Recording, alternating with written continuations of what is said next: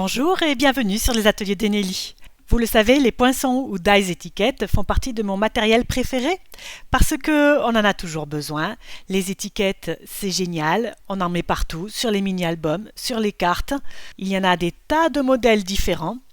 Et aujourd'hui, je vais vous montrer comment on peut utiliser ces poinçons ou dies étiquettes. Vous pouvez aussi utiliser une perforatrice pour faire des petites boîtes à bijoux. Ça change, c'est rigolo et c'est vraiment super facile à faire.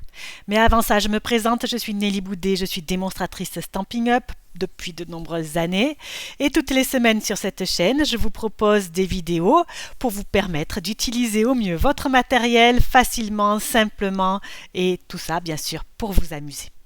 Ne manquez pas une miette de cette vidéo parce que c'est la dernière avant 3 semaines puisque j'ai la grande chance cette année de partir en vacances. En attendant, je vous montre le matériel que j'ai utilisé pour utiliser justement mes dies et mes poinçons étiquettes pour faire une boîte à bijoux.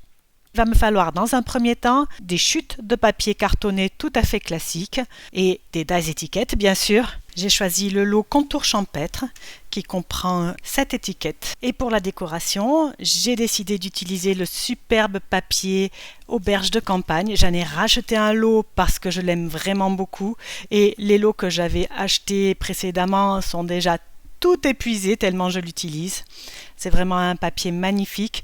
Et donc la version de la boîte que je vais vous montrer là dans cette vidéo sera décorée avec ce magnifique papier.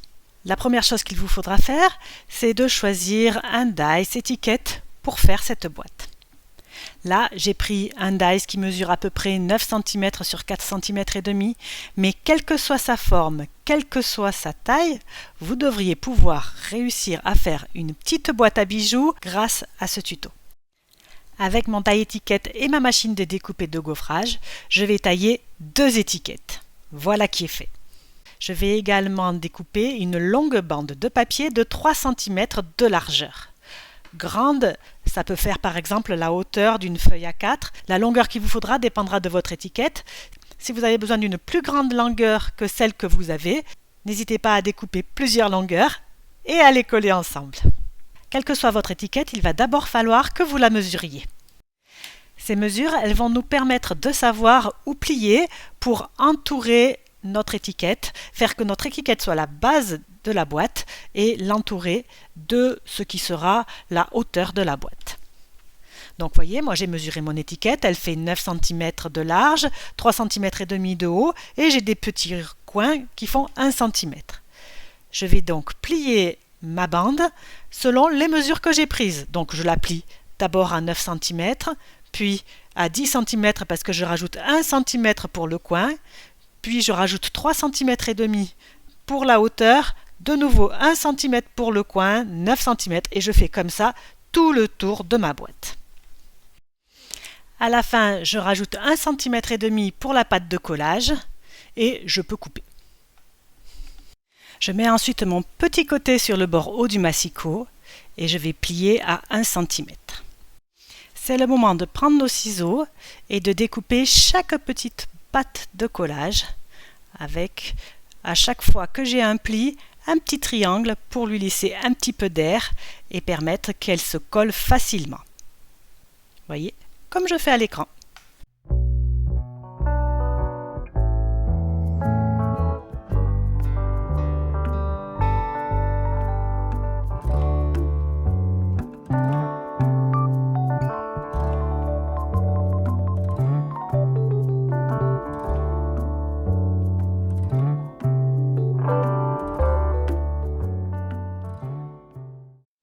Ceci fait, je plie avec mon plioir sous toutes les pliures et je colle ma pâte de collage sur la boîte, tout simplement en suivant le contour et en tournant avec la boîte comme je vous montre exactement sur la vidéo. Et en musique.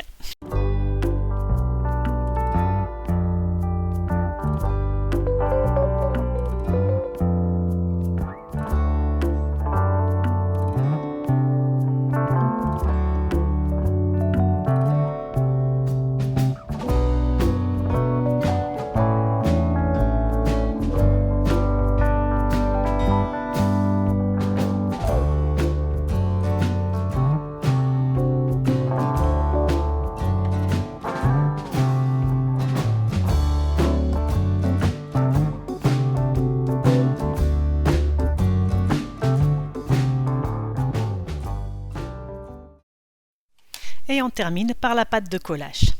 Alors c'est parfois un petit peu minutieux, vous avez vu peut-être une fois ou deux ma tête apparaître dans le champ, ce qui normalement n'arrive jamais. C'est vraiment parce que j'étais concentrée sur ce que j'étais en train de faire.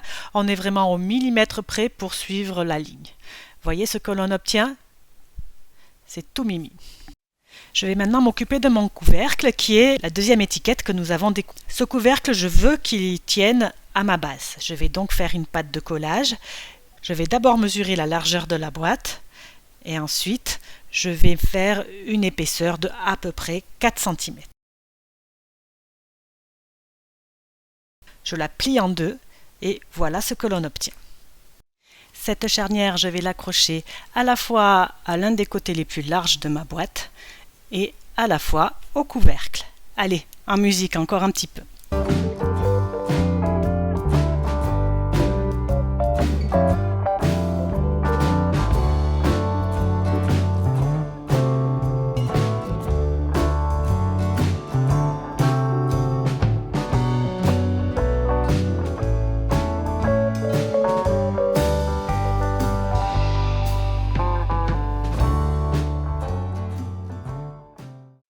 Et voilà ce que l'on obtient. Elle est chouette cette petite boîte, mais on va encore l'améliorer un petit peu parce que déjà elle est très fragile et en plus elle n'est pas du tout décorée. Allez, allons-y. Dans du papier imprimé, je vais découper deux étiquettes avec un die un petit peu plus petit que celui que j'ai utilisé pour mon couvercle et pour ma base de boîte. Je vais également retailler une étiquette identique à celle de la base et de mon couvercle de boîte. Ça me fait 3 étiquettes, 2 petites et une grande. Si vous n'avez pas des die empilables comme j'ai utilisé moi, pas de souci. Faites 3 étiquettes de la même taille que celle que vous avez utilisée dès le début et vous allez voir, ça va marcher très bien. Je vais d'abord habiller l'intérieur du couvercle. Pour ça, je prends l'étiquette la plus grande que je viens de découper et je vais enlever 2 petits millimètres sur le bord. Je vais ensuite la coller à l'intérieur de mon couvercle. Et vous allez voir, comme on a enlevé ces 2 petits millimètres, elle va rentrer toute seule, elle va s'adapter et ça va être super chouette. Mais il faut que je vous précise quand même que la partie que l'on a enlevée, on va la mettre contre la charnière. On va maintenant s'occuper du dessus de la boîte. Vous avez vu, le fait de l'avoir doublé comme ça, c'est plus joli et en plus, ça solidifie un petit peu la boîte. Moi, j'ai décidé de rajouter une ficelle parce que vous savez que j'aime ça, je me répète. Et en plus, je vais rajouter quelques petits brillants. Et à l'intérieur de la boîte, je ne vous le montre pas là à l'écran, mais j'ai collé la deuxième petite étiquette que j'avais découpée. Voilà ma petite boîte bleue que j'ai réalisée avec vous, mais j'ai fait d'autres boîtes, vous vous doutez bien, je ne peux plus m'arrêter. Donc avec les poinçons qui s'appellent timbre intemporel, j'ai fait une petite boîte couleur pan-pin-pan, toute mimi avec un petit citron au-dessus, voyez. Et j'ai utilisé des rectangles que j'avais découpés pour faire ce petit cadeau que j'avais offert aux membres de mon équipe. Ce sont des chutes qui me restaient pour faire cette petite boîte. C'est très simple. Ça recycle du matériel qu'on a déjà utilisé pour faire des choses avant, c'est tout ce que j'aime. J'ai également réalisé une autre boîte rose, cette fois-ci ovale. Alors les ovales, c'est un petit peu plus compliqué à réaliser parce que notre papier doit être un petit peu plus travaillé. Vous savez, je le travaille un petit peu avec les ciseaux avant de le coller en cercle ou en ovale, mais voilà ce que l'on obtient. J'espère qu'elles vous plaisent ces petites boîtes et surtout l'idée que vous puissiez avoir de nouvelles idées pour utiliser vos poinçons étiquettes ou vos perforatrices étiquettes, pourquoi pas. N'hésitez pas à me dire ce que vous avez pensé sur cette vidéo en commentaire, ça me fait toujours super plaisir. Si vous avez aimé, likez, abonnez-vous, commentez, participez, c'est toujours super chouette de pouvoir discuter avec vous. Je vous laisse pour un long moment, puisque comme je vous disais en introduction, je pars en vacances voir mon fils qui habite à l'étranger depuis maintenant presque 9 mois. J'ai hâte de le voir. Je vous retrouve la dernière semaine du mois d'août pour une vidéo certainement découverte du nouveau catalogue. Et oui, on tombe encore dans un nouveau catalogue, que de belles choses. J'ai vraiment hâte de vous retrouver pour vous montrer tout ça.